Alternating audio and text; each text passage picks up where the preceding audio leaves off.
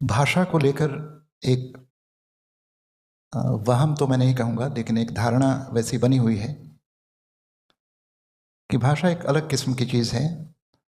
भाषा ऑर्नामेंटल होती है, आभूषण धर्मी होती है। यानी भाषा अपनी बात को सजा कर कहने का उपकरण है।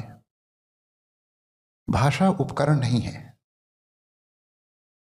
दरअसल भाषा में ही आप सोचते हैं। सोशल साइंस में आपके पास सोचने के लिए कुछ नहीं है। सोशल साइंस में जो है वह उपलब्ध है, उस उपलब्धता को केवल प्रकट कर देना है। भाषा पढ़ाने वाले लोग, साहित्य पढ़ाने वाले लोगों के पास कुछ भी उपलब्ध नहीं है सिवाय एक चट्टान के। भाषा उस चट्टान को मूर्ति में बदलती है, लेकिन जो मूर्ति बनती है वो चट्टान की नहीं बल्कि उस मूर्तिकार की होती है जो उसकी चेतना में है। इसलिए भाषा पहले से उपलब्ध चीज को उसी रूप में प्रस्तुत नहीं करती, बल्कि साहित्य में जो कुछ भी है वह भाषा में है और भाषा के माध्यम से है। यानी भाषा मीडियम नहीं है, वो स्वयं ही वह सांस है जो आप कहना चाहते हैं। तो मुझे लगता है कि अगर सोशल साइंस फेफड़े हैं तो भाषा उसकी सांस है, और जब सांस ना हो तो फेफड़े केवल एक्सरे का मैटर रह जाता है। इसलिए फेफड़े में अगर जिंदगी को धड़कना है, वो धड़कन भाषा की होगी। इसलिए जिस आदमी के पास और जिस अध्यापक के पास भाषा की नमी नहीं है वह तथ्यों को दे सकता है, लेकिन तथ्यों के भीतर जो जीवन है, तथ्यों के भीतर जो स्मृति है, तकलीफ है या सपने हैं, वे भाषा के बगैर नहीं आ सकते। भाषा काठ की बनी हुई मूर्ति में या पत्थर की बनी हुई मूर्ति में प्राण प्रतिष्ठा है। इसलिए भाषा से हम कहते कम हैं, भाषा में हम प्रकट ज़्यादा करते हैं। उसको प्रकट करते हैं जो है लेकिन दिखाई नहीं पड़ रहा है।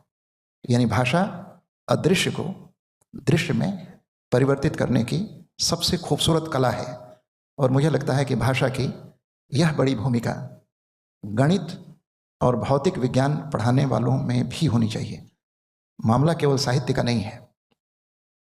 इसलिए भाषा में हम केवल बोलते नहीं हैं, भाषा में हम सोचते हैं, भाषा में हम जीते हैं, भाषा में हम रोते हैं और भाषा में हम सपने देखते हैं। तो भाषा की ये बड़ी भूमिका है। दुर्भाग्य से भाषा इस समय बड़े संकट में है, और ये संकट दो तरफ से है। एक संकट बाजार की तरफ से है, क्योंकि भाषा, बाजार की भाषा वह कह रही है जो वास्तविकता के विरुद्ध है। और दूसरा संकट राजनीति की तरफ से है, क्योंकि राजनीति की भाषा ने भाषा की पूरी विश्वसनीयता को नष्ट कर दिया है। इसलिए भाषा को बरतने की तमीज़ किसी व्याकरण से नहीं आती, बल्कि मनुष्य होने की गहरी जिम्मेदारी से भाषा निर्मित होती है, और तब भाषा विश्वसनीय बनती है। मुझे लगता है कि भाषा की विश्वसनीयता को बहाल करना इस समय शिक्षण का, अध्यापक का या पूरी शिक्षा व्यवस्था का की सबसे बड़ी चुनौती है। और मेरी इच्छा है कि सोशल साइंस पढ़ाने वाले लोग भी उसी तरह भाषा का रचनात्मक प्रयोग करें जैसे सामान्यतः साहित्य वाले करते हैं।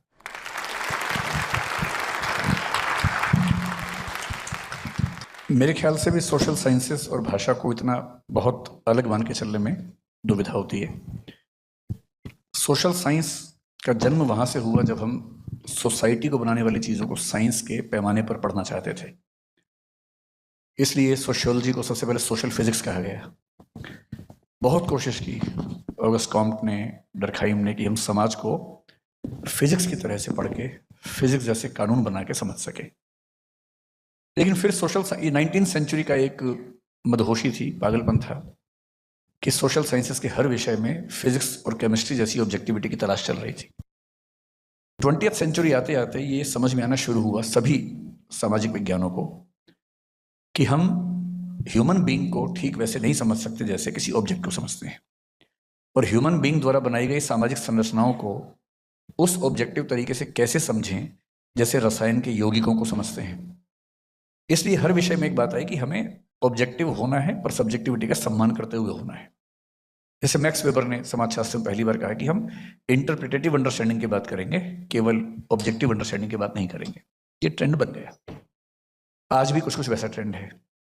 पोस्ट मॉडर्निज्म में हमने पढ़ा कि जितने बड़े बड़े आख्यान हैं, मेटा नैरेटिव्स हैं, वो सब मीनिंगलेस हो चुके हैं। ऑब्जेक्टिविटी का जो क्रेज 19वीं सेंचुरी में था, अब वैसा क्रेज नहीं बचा है साइंस को छोड़ के। जहां तक भाषा की बात है, भाषा बनती है समाज में, न कि लेबोरेटरी में।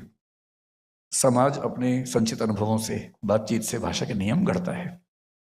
इसलिए किसी भी भाषा के नियम एग्जैक्टली ऑब्जेक्टिव हो नहीं पाते, जैसा कि हम किसी साइंस में देखते हैं। लेकिन साहित्य लिखना, भाषा में बोलना एक बात है, बोले हुए या लिखे हुए का अध्ययन करना, रिसर्च करना दूसरी बात है।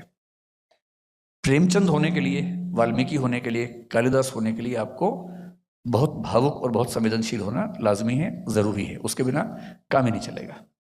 अगर किसी गरीब, वंचित, पीड़ित व्यक्ति को देख के आपकी आंख से आंसू ना निकलें, खून के आंसू ना निकलें, तो आप उस पर कहानी, उपन्यास, कविता कैसे लिखेंगे? लेकिन लिखी हुई कविता का अध्ययन करने के लिए, विश्लेषण करने के लिए बहुत इमोशनल होने की बजाय बहुत रैशनल, ऑब्जेक्टिव और मेथोडिक, व्यवस्थित होना भी जरूरी है। तो मेरा मानना यह है कि भाषा के विद्यार्थी को ऑब्जेक्टिव भी होना चाहिए, साहित्य के विद्यार्थी को ऑब्जेक्टिव भी होना चाहिए, क्योंकि साहित्य के विद्यार्थियों की ये कुख्याति आजकल सुनने को मिलती है कि वो भावनाओं में बहते हैं, लेकिन तथ्यों की बात, ऑब्जेक्टिविटी की बात करने से बचते हैं। और ये दुनिया जिन उसूलों पर चलती है, इस दुनिया में जिंदा रहने के लिए जिन उसूलों पर चलना पड़ता है, उसमें ऑब्जेक्टिविटी की भूमिका भी बड़े पैमाने पर है।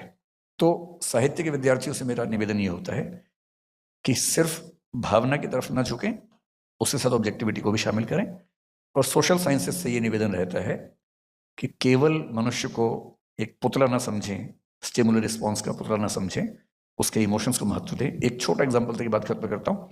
शंकर जी इतिहास के विद्यार्थी हैं, ऑब्जेक्टिविटी की बात इतिहास में खूब होती है, और मैं अक्सर क्लास में मजाक करता हूँ कि ऑब्जेक्टिव इतिहास वो लिखेगा जो कहेगा कि मैंने सिर्फ वो लिखा है जो अभिलेखों में, पुरातात्विक साक्ष्यों में, सिक्कों से साबित होता है, उसके बियॉन्ड एक लाइन भी अपने मन से नहीं लिखी है। ऑब्जेक्टिव है, वस्तुनिष्ठ है।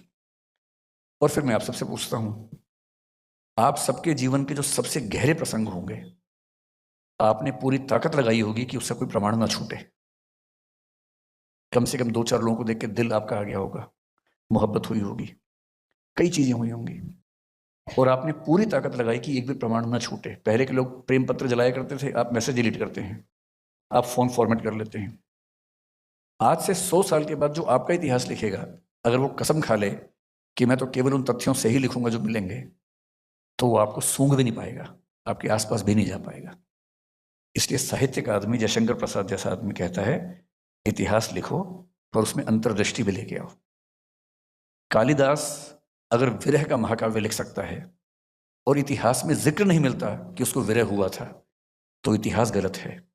ये संभव नहीं है जिसने विरह को न झेला हो वो विरह पे इतना महाकाव्य लिख दे। ये अंतर्दृष्टि भी जरूरी है, जिसे ऑब्जेक्टिविटी में बांधकर हम सीमित नहीं कर सकते। Thank you. अंतर्दृष्टि की बहुत ज़रूरत है।